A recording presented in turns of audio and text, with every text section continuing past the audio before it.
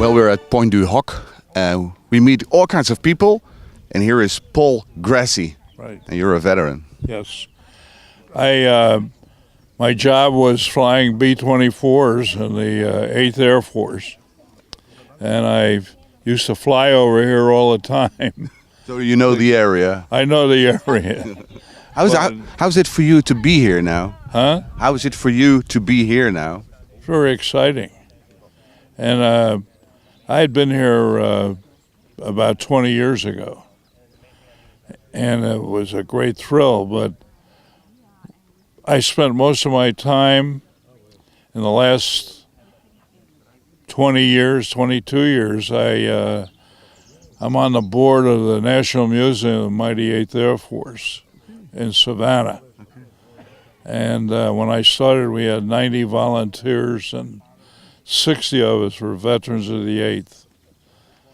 Today we have 100 volunteers, and I'm the only guy left.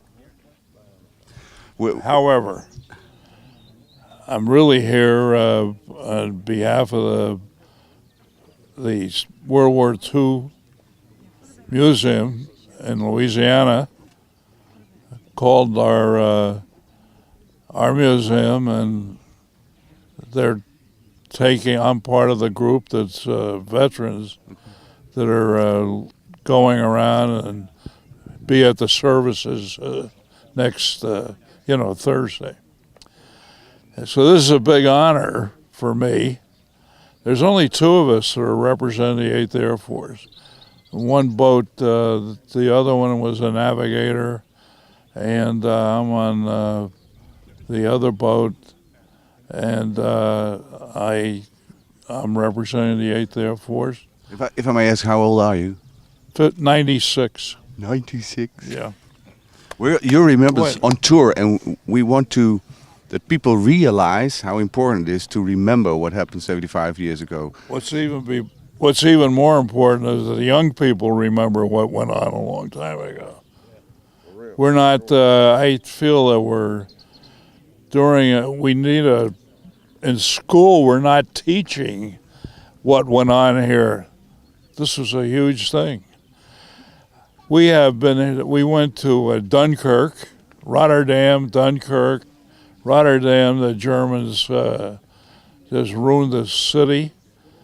They had the people there were starving to death, and things aren't the same. We were thinking military, and I enlisted in 1942.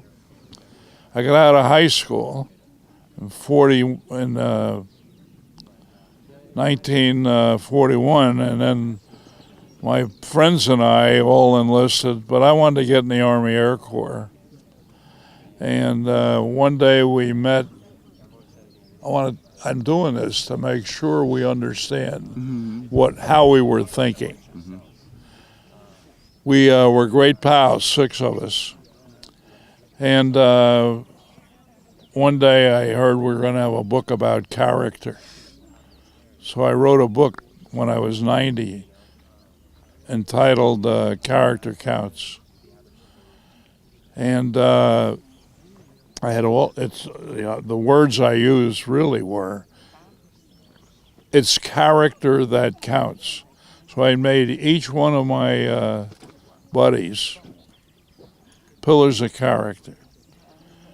Trustworthiness, tail gunner, shot down over Germany, actually Denmark. The number 2 guy, we were at his house, 1941, and we were discussing whether we ought to enlist or not. And he walked through the room, he was 55.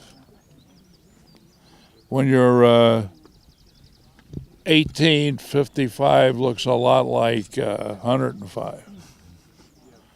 So I said, hey, Mr. Donald, you think we ought to enlist? He said, I can't make that decision for you. So he went upstairs, he came down, and he showed us pictures of Eddie Rickenbacker and Tui Spatz. He was a pilot in the Lafayette Escadrille in World War I. So we started listening to him. We got back the next week, and his stepson's twins said, wait till you see the old man. He walked in the room.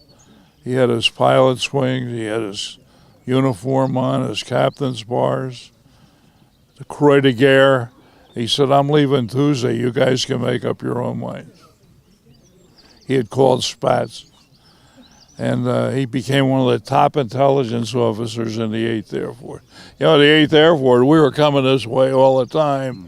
Fortunately, we got back quite a bit. I did. And I think combat was 95% luck. What do you think we can do for the young people in the future? Man, we got some great young soldiers here. I had a nice visit with some Rangers this morning, and they're great. I live in Savannah, Georgia, and we have a lot of military there. These guys are special. I mean, they're here, they're going to bail out. They practiced today. Thursday they'll bail out, and they climbed the cliff this morning near Pointe du Hoc. And Peggy Noonan, who wrote the speech for Reagan, was in the Saturday Wall Street Journal. She wrote a great article about the speech and how she wrote it and how well it's held up over the years. I get to see these young men a lot, but there's some really good people who take care of their families too. The soldiers today are doing a great job, and I just have to tell you this. I get a chance to take helicopter pilots around the museum, and one day, not too long ago, I had 40 helicopters from Afghanistan, pilots. And a guy in the back of the room said, hey, Paul, he said, what was the difference between your war and our war? I said, we were trying to win. And it's true, right? I mean, civilians get in the act and they really screw it up. But I really, I think the military in the United States is very strong right now. I have some great friends.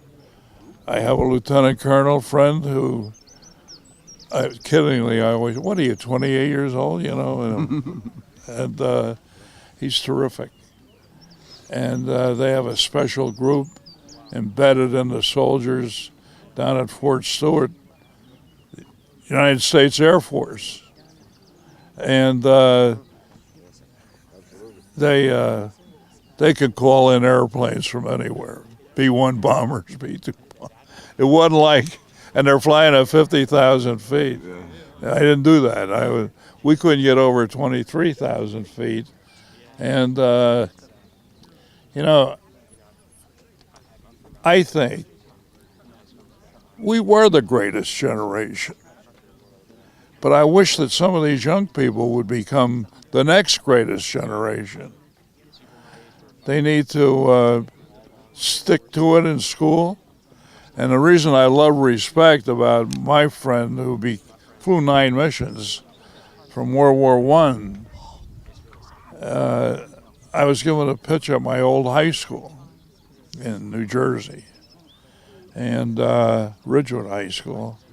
In the back of the room, one of the young men, he was getting ready to graduate as a senior in high school, and he said, hey, Mr. Grassey, he said, what? I said, what?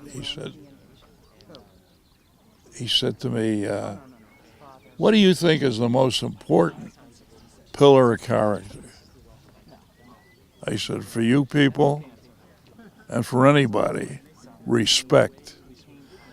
And one of the big problems we have in the big cities today, they don't respect. They don't respect their parents. They don't respect their guardians. They don't respect the police. They don't respect the fire, teachers. If you give it, you get it back, right? Respect is probably the most important thing. Absolutely. Mr. Grassey, it was great to meet you. Great to meet you guys. Thank you very much. Keep up your good work. Thank you. I flew on a mission to Berlin. I got to tell you this. Yeah, okay. And the lead pilot was pilot General Lou Lyle. I'm a second lieutenant. I always have been. Wasn't a big shot. I had to fly in the Charlie corner. But he was leading his mission. And we had a chance to talk about it in the museum. And he said, that day that we bombed Berlin, he said, there were 365 miles of airplanes behind me.